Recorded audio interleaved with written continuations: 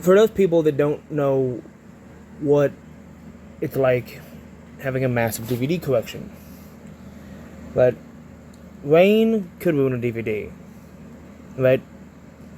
Right, mildew could ruin a DVD, disc lock could ruin a DVD, right? A CD, anything like that. CD, DVD, Laserdisc, VHS. It could ruin a disc faster than you could say anything else. So yes, this is the history of how it could happen. You don't want to buy a DVD that is ruined, or could be ruined, right?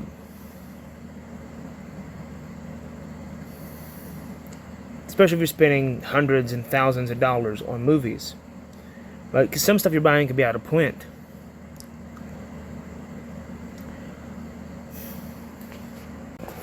We talked about out of print stuff when I showed up before. The thing that I have that I know for a fact that's out of print, it will not be made anymore. There is other versions of it made that I have. Is Nightmare on Elm Street. It goes for $75 upwards to $100. That's right. I have the original 2000 edition, the one from the early 2000s, I think 2004. And it has all the original movies. And believe me when I say that sucker is worth a lot of money. You go for upwards of $100. But Dogma, for the longest time, it was out of print. It's not anymore. It was upwards of $70 to $80 to $90 online. But there's TV shows that are out of print, right? Like Freaks and Geeks. Out of print movies cost a lot more because they're out of print, because they're not going to be made anymore, right? Look at things like Frankenhooker, the original DVD of that, it's out of print, right? Look at the original VHS. Just because it's out of print doesn't mean it's worth a whole lot, because look at the one and only. That's right. Over the Top, the arm wrestling movie. It's out of print, but it's $8. Right? So yes, it's crazy. These things are wild. They're out of print, but they're worth a lot of money to a lot of people.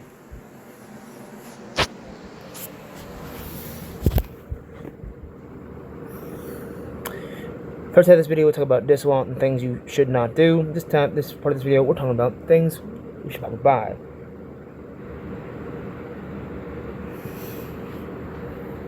Well, when you're looking for movies, you're looking for rarities. Rarities are hard to find unless you're looking at the right place.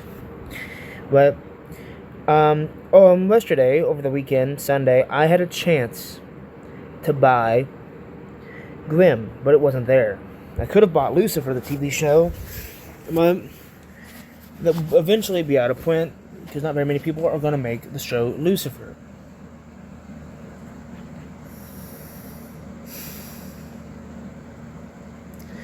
But most box sets, TV shows will be out of print, if I shouldn't say anything else. But do I think physical media will go away? No. Not without the highest boom it's at right now. No. People buy online, people go to stores. It's still at a pretty high boom.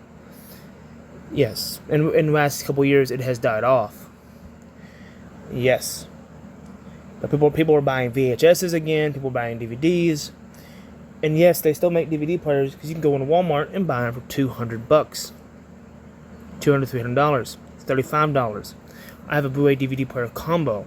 So mine costs $200 to $300. Okay?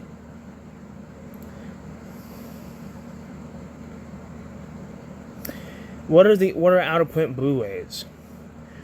King Kong 2012. Yeah. I primarily collect DVDs, but I do have Blu-rays. Do I know of any Blu-rays that I know for a fact that I have out of print? King Kong 2012. But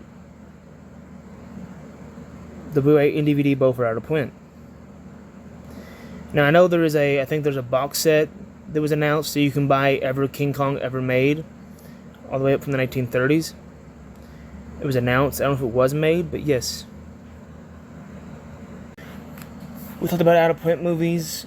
Well, Now let's talk about companies. I talked about this before. Companies you have to buy from, mostly online, but because they're online companies. Starting off the list with Shout Factory. But now I've come across Shout Factory before in stores and things, but it is a online company. But there's a big thing about Shout Factory dying off. But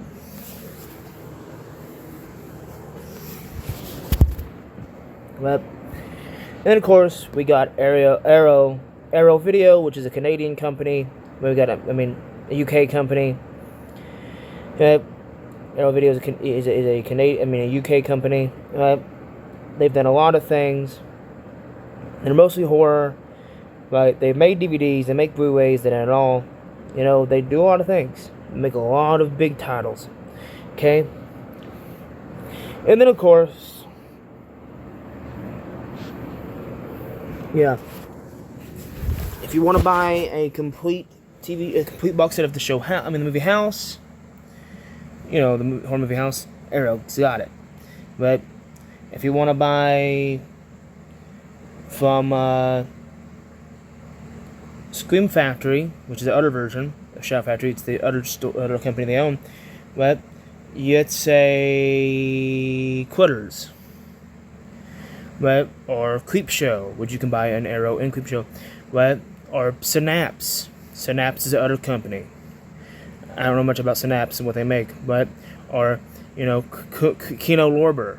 Kino Lorber is the other one, man. Kino Lorber mostly does dramas and 1950 type shows and romance things, movies. Yeah.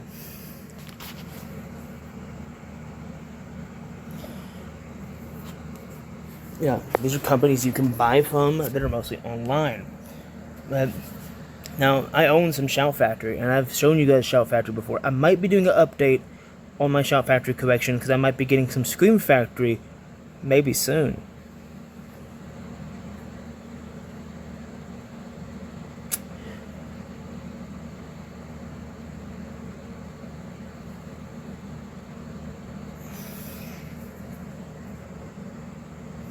Yeah, but back to that. Vinegar Syndrome. Vinegar Syndrome mostly does horror. They've done dramedy. They've done comedy.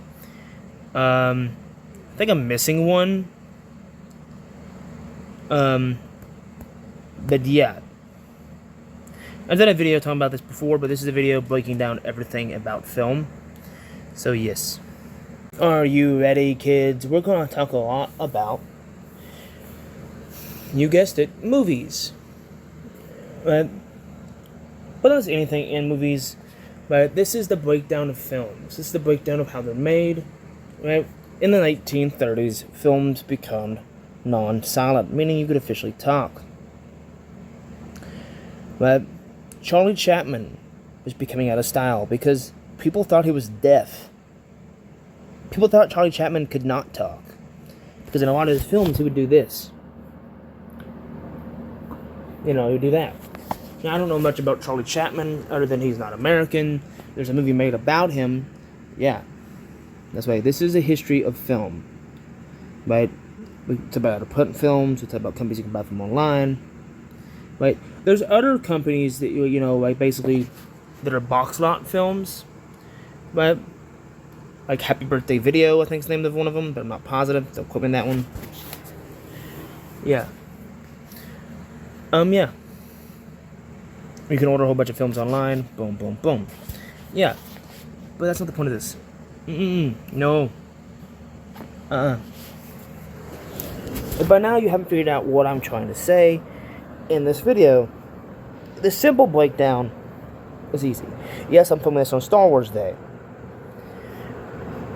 This is why I'm wearing this shirt, in case you're wondering. Okay, back to what I was saying.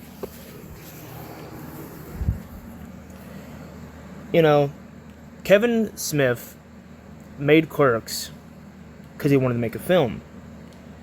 But he didn't have a film studio. So he filmed it where he worked. They knew he was going to film it, but they didn't know what he was going to film. They just thought he was filming a commercial for where he worked. True story. But But film is a nuance. Movies are nuance. They are meant to be something you watch, something that entertains you, something that could trick your brain and be entertained by. Look at sci-fi. Look at horror. Right? It's something that's supposed to entertain you, something that's supposed to be entertaining. Right? And that's the whole point of film. It's supposed to entertain you. You're supposed to go, huh, that's cool. That's entertaining.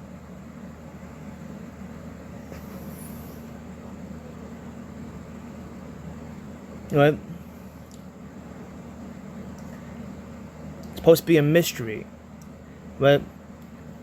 When you watch movies, you're supposed to be entertained, but at the same time, it's like going to a musical, right, or a play. You know, you go to New York, you know, and you go to a play, right? It's the same concept, realistically. Right? You know, it's like reading a magazine or a comic book or a book itself. It's nuance, right? Right? When your favorite book gets made into a movie, you're happy. You know, when you're watching Harry Potter, you're happy as a kid. But Harry Potter, when you're adult, it doesn't have the same hit. Right? And that's dopamine levels for you. Okay? Now, this part of the video is almost over. This is the last part of the video. Okay? Your brain tricks you into thinking something is cool when something is scary. That's enthymine.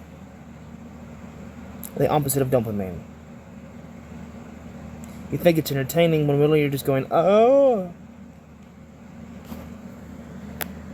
Right?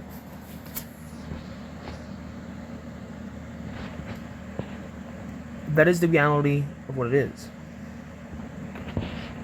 Right? Film has a way of lighting a fire in someone's ass.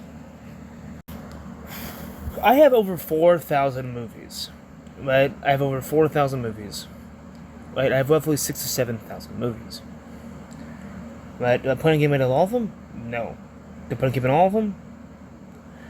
Yeah. The ones I don't want to get rid of?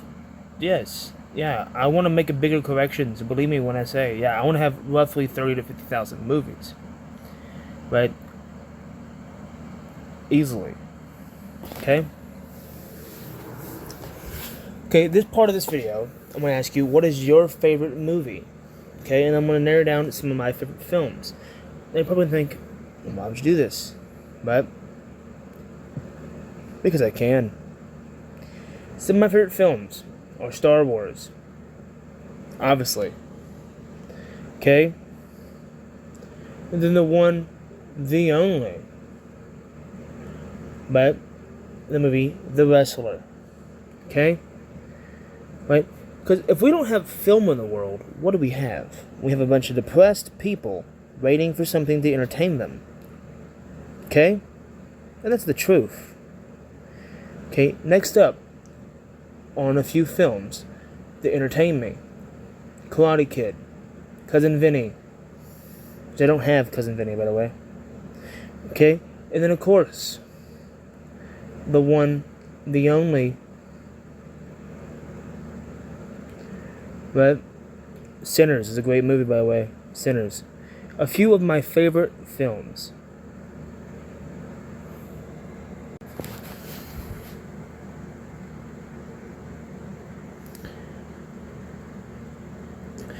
We talked about my favorite films, but